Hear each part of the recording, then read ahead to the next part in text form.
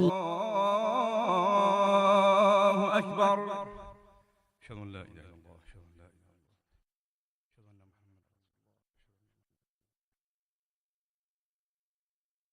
أشهد أن لا إله إلا الله،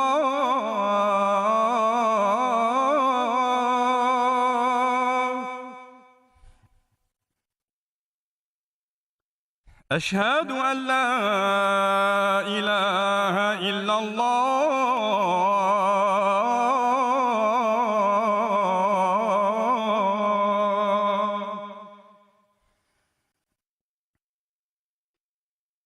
أشهد أن لا إله إلا الله، أشهد أن محمدا رسول الله،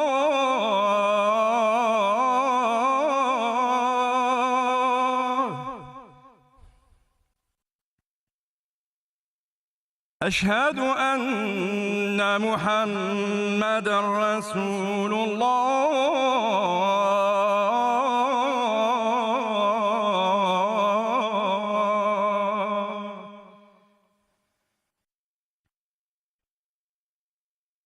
حي على الصلاة،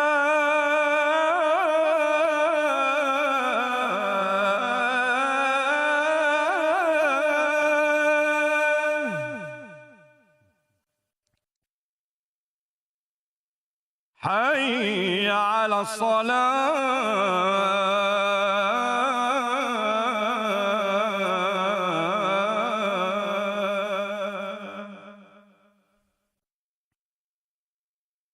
حي على الفلاح،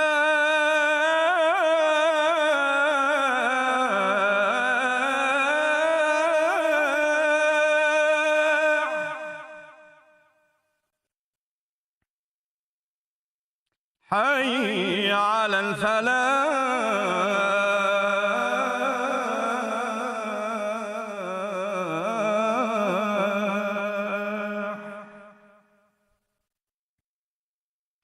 الله أكبر، الله أكبر،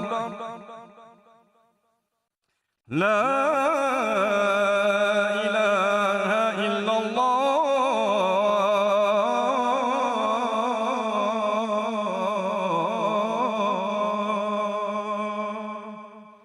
لا إله إلا الله وحده لا شريك له.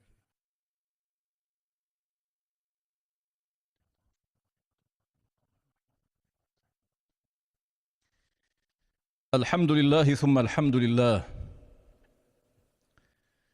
الحمد لله حمدا يوافي نعمه ويكافئ مزيده. يا ربنا لك الحمد كما ينبغي لجلال وجهك ولعظيم سلطانك. سبحانك اللهم لا نحصي ثناء عليك أنت كما أثنيت على نفسك، وأشهد أن لا إله إلا الله وحده لا شريك له الملك الحق المبين، وأشهد أن سيدنا وحبيبنا وعظيمنا ومعلمنا محمدا رسول الله، خاتم الأنبياء والمرسلين. اللهم صل وسلم وبارك على هذا النبي الأمين وعلى آله وأصحابه أجمعين إلى يوم الدين، الذين آمنوا به وعزروه ونصروه واتبعوا النور الذي أنزل معه، أولئك هم المفلحون. وسلم تسليما.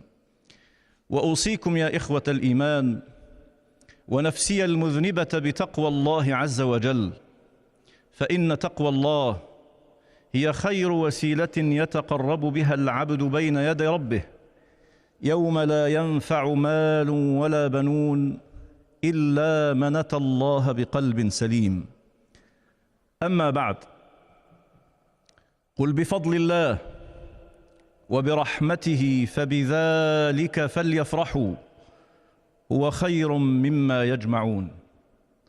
فالحمد لله الذي هدانا لهذا وما كنا لنهتدي لولا أن هدانا الله.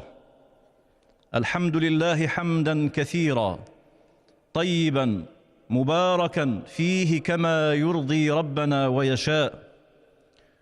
هنيئا لكم أيها الجزائريون وهنيئا للجزائر بافتتاح هذا الصرح العظيم الكبير الذي أذن الله تبارك وتعالى أن يرفع ويذكر فيها اسمه، وأذن لنا نحن عباده الضعفاء أن نعمره بإذنه وفضله، فالحمد لله أولا وآخرا. فبإذن الله شيد هذا المسجد، وبإذن الله افتتح هذا المسجد الجامع، وبإذن الله تقام فيه أول شعيرة لصلاة الجمعة، فالحمد لله على فضله وإذنه بكرة وأصيلا. الحمد لله، الحمد لله، الحمد لله حمدا كثيرا. أيها الإخوة المؤمنون، نهنئ الجزائر ونهنئ الجزائريين بهذا الصرح الإسلامي الكبير الذي ينضاف إلى صروح العلم والإيمان في ربوع هذا البلد الطاهر المجاهد الطيب المبارك، الصروح التي ظلت صامدة عبر التاريخ تعلم العلم والإيمان، صمدت لتاريخ طويل ولا زالت وظلت ولطالما مدت أمة الجزائر بالعلماء، بل بأفواج وأمداد من العلماء والفقهاء والمصلحين والعظماء والمجددين والمجاهدين. ينضاف هذا الصرح إخوة الإيمان ليكون تتويجا لهذه الصروح التي لا تزال صامدة إلى اليوم تؤدي دورها على الوجه الذي يرضاه ربنا سبحانه وتعالى، ليكون تتويجا ويكون رافدا ويكون معقلا آخر من معاقل الإسلام في هذا البلد الطاهر، في هذا المحل المبارك الذي تبارك بهذا المسجد وتبارك باسم محمد عليه الصلاة والسلام فسمي بالمحمدية. فالله أكبر، الله أكبر، الله أكبر. هذا معقل من معاقل الإسلام آخر، معقل من معاقل الدين والعلم والإيمان، يمد هذه الأمة في أجيالها اللاحقة بما كانت أجياله السابقة تمد هذه الأمة بمزيد من الزعماء والعظماء والفضلاء والفقهاء والمجددين، قوافل وراء قوافل بإذن الله تبارك وتعالى، ويجدد في هذه الأمة ويكون مبعث نهضتها إن شاء الله تعالى. وهنيئا للعالم الإسلامي ولأمة الإسلام بثالث أكبر صرح إسلامي في العالم الإسلامي ينضاف إلى صروح الدعوة ومنابرها، إلى منابر العلم والإيمان التي تتضافر جهودها لأجل نشر رسالة الإسلام السمحة وتدريس سيرة النبي عليه الصلاة والسلام وتعليم العالمين رسالته العالمية التي خلدها الله سبحانه وتعالى في كتابه فقال: وما أرسلناك إلا رحمة للعالمين. وللذب أيضا عن شريعة هذا النبي، عن شريعته وسنته وأمته، ضد مطاعن الجاهلين، كما قال عليه الصلاة والسلام: يحمل هذا العلم من كل خلف عدوله ينفون عنه تحريف الجاهلين وانتحال المبطلين وتأويل الجاهلين. هذه هي رسالة هذا المسجد، الدعوة إلى الله تبارك وتعالى بالحكمة والموعظة الحسنة. قال سبحانه وتعالى: قل هذه سبيلي أدعو إلى الله على بصيرة أنا ومن اتبعني وسبحان الله. ادعو إلى سبيل ربك بالحكمة والموعظة الحسنة وجادلهم بالتي هي أحسن. وهنيئا لكم أيها الإخوة المؤمنون يا عمار بيت الله الذين أكرمنا الله تبارك وتعالى بإذنه أن نكون أول من يشهد أول صلاة جمعة تقام في هذا المسجد. إنه ليوم مشهود إخوة الإيمان، مشهود في الأرض والسماء.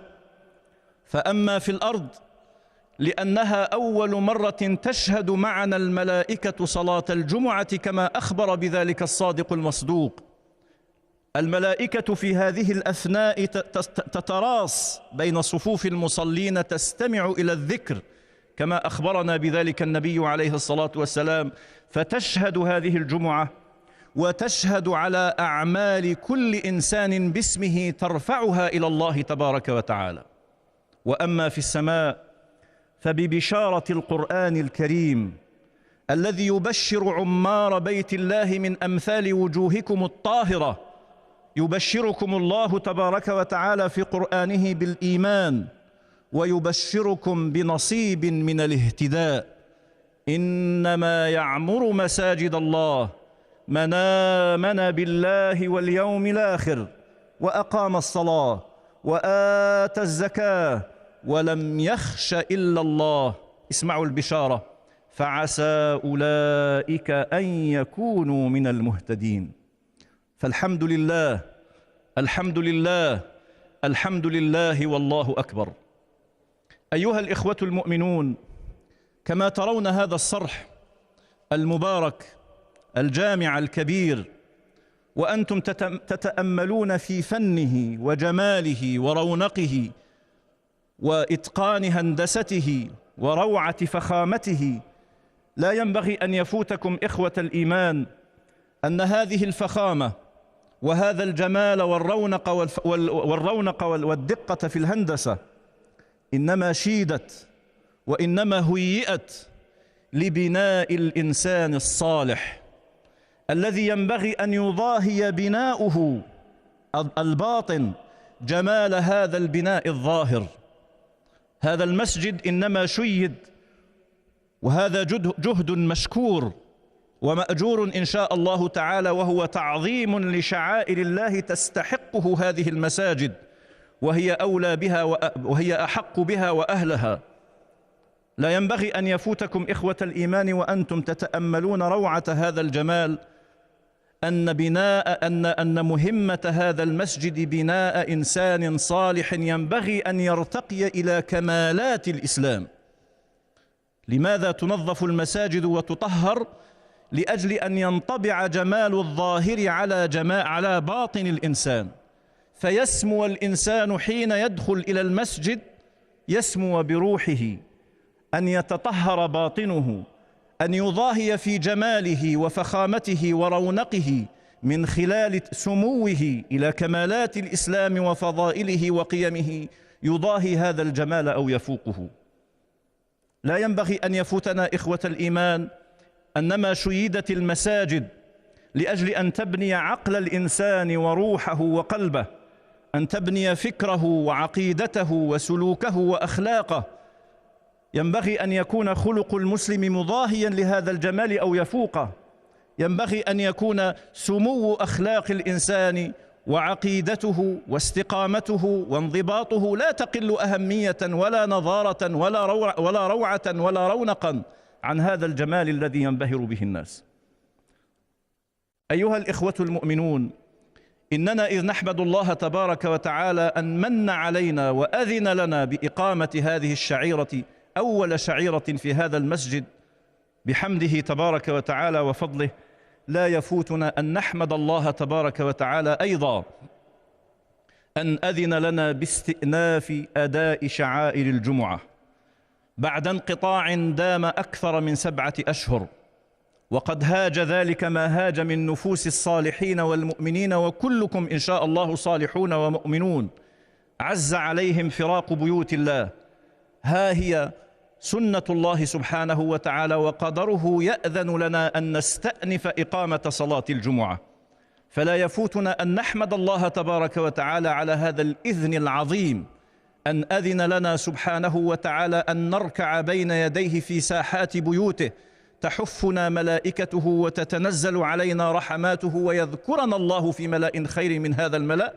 نحمده تبارك وتعالى، ولا يفوتنا أيضا أن نتضرع إليه تبارك وتعالى أن يرفع عنا هذا البلاء. إن هذا لهو البلاء المبين. هل تعرفون كيف فسر الإمام السبكي حين سئل عن البلاء في حديث النبي عليه الصلاة والسلام؟ قال: أعظم البلاء الغفلة عن ذكر الله، أن تحرم من ذكر الله تبارك وتعالى. فأعظم العطاء إذن أن تمنح الفرصة لأن تسجد بين يدي الله تبارك وتعالى في بيت من بيوته. فنتضرع إلى الله دعاء المضطر، أمن يجيب المضطر إذا دعاه، أن يرفع الله تبارك وتعالى عنا هذا الوباء ويقينا جهد البلاء، ويعافينا ويعافي أمتنا من كل سوء. لازم لهذا الشكر إخوة الإيمان وهذا الحمد، وكمال هذا الحمد أن نلتزم بالإجراءات الوقائية إخوة الإيمان. وأنا أسجل لإخواني أهل المساجد انضباطهم وتمسكهم بهذه الإجراءات طول هذه الفترة التي كانت تقام فيها صلوات الخمس.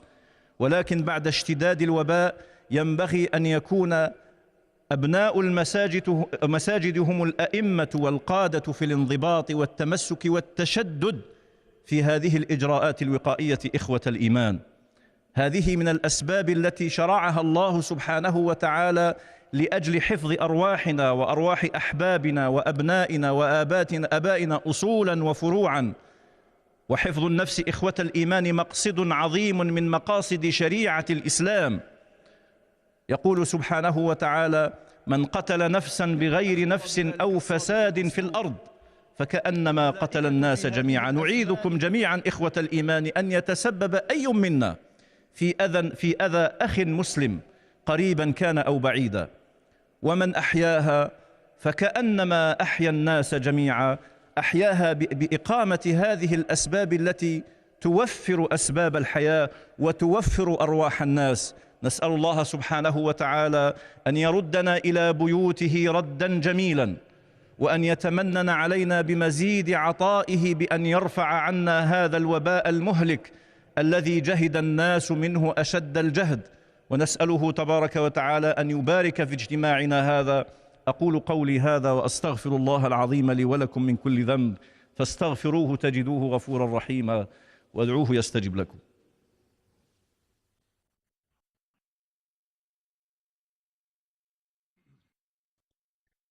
الحمد لله حمدا كثيرا كما أمر، وأشهد أن لا إله إلا الله وحده لا شريك له تعظيما لربوبيته وإرغاما لمن جحد به وكفر. وأشهد أن محمدا عبد الله ورسوله، خير من أرسله الله تعالى بالحق إلى كل البشر، صلى الله عليه في الأولين والآخرين وعلى آله وأصحابه أجمعين إلى يوم الدين.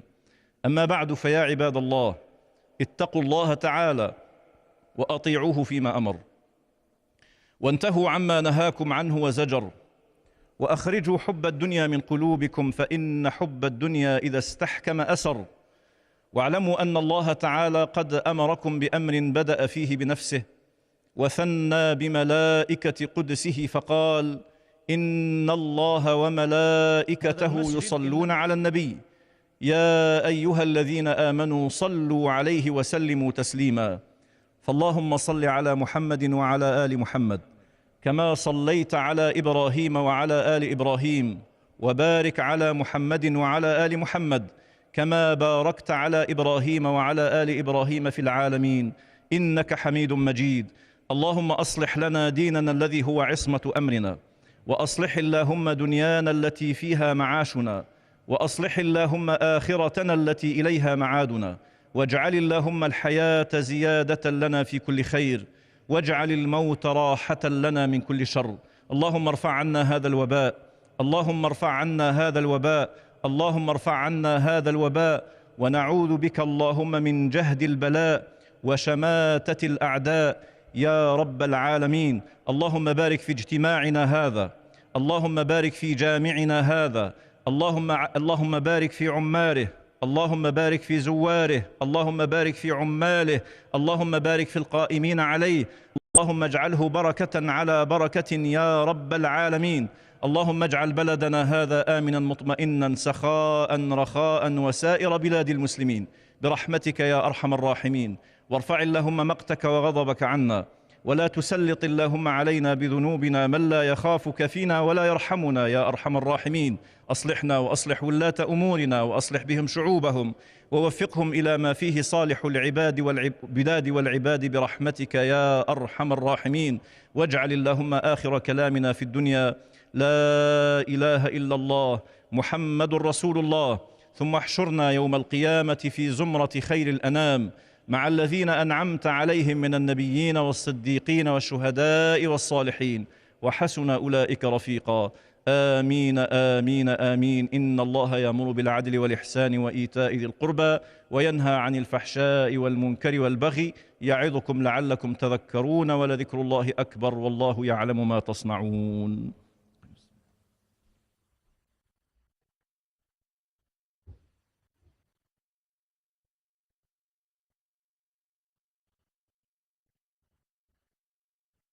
الله أكبر الله أكبر.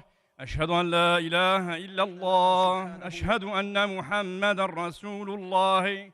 حي على الصلاة، حي على الفلاح، قد قامت الصلاة. الله أكبر الله أكبر، لا إله إلا الله.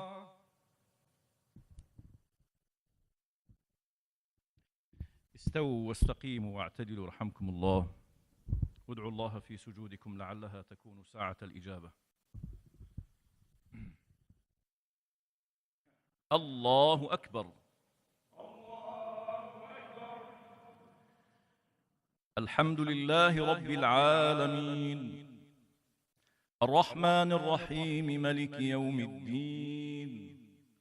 إياك نعبد وإياك نستعين. اهدنا الصراط المستقيم، صراط الذين أنعمت عليهم غير المغضوب عليهم ولا الضالين.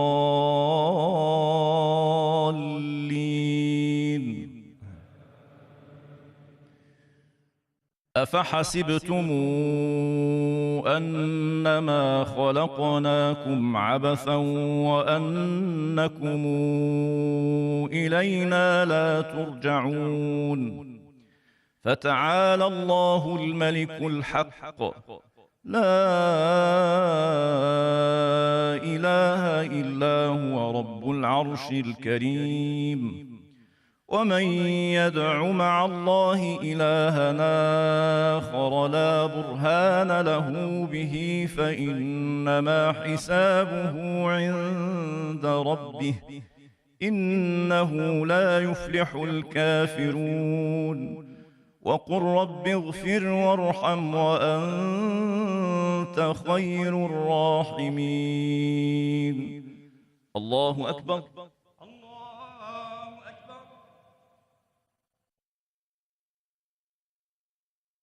سمع الله لمن حمده.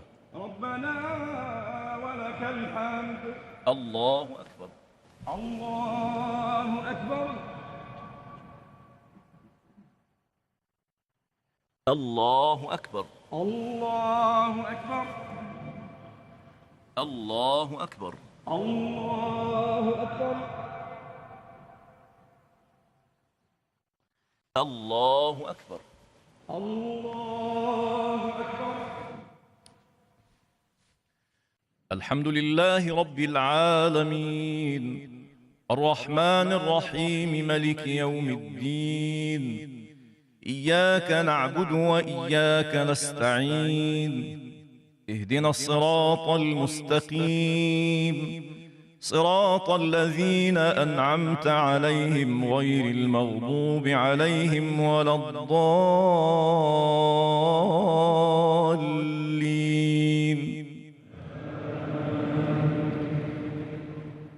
والعصر إن الإنسان لفي خسر إلا الذين آمنوا وعملوا الصالحات وتواصوا بالحق وتواصوا بالصبر. الله أكبر. الله أكبر.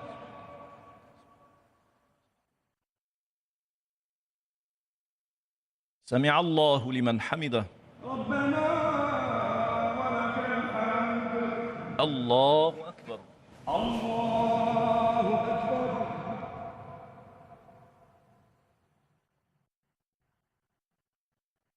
الله أكبر. الله أكبر. الله أكبر. الله أكبر.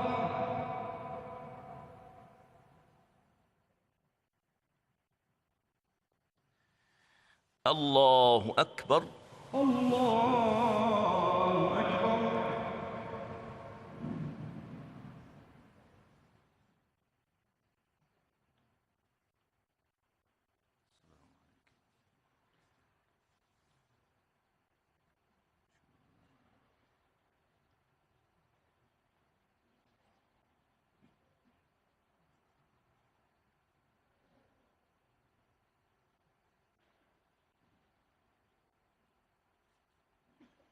السلام عليكم. السلام